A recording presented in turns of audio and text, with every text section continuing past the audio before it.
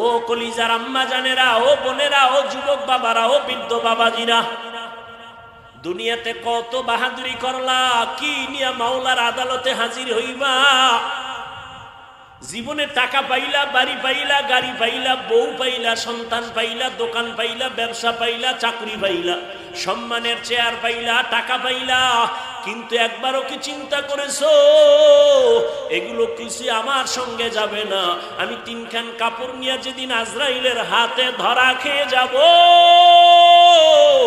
ওই দিন আমার আল্লাহ যদি জিগায়, ওরে আমার কাছে কি নিয়ে আসছো, সেদিন তুমি টাকা দেখাইতে পারবা না, বাড়ি দেখাইতে পারবা না। কই তোমার মা, কই আমার বাবা, কই আমার আত্মীয় স্বজন? কেউ আমার সাথে নাই, আমি একা। যদি বান্দা আমার রবের আপন বানাইয়া যাও, আর অন্ধকার কবরে যাওয়ার পরে যখন প্রশ্ন করা হবে,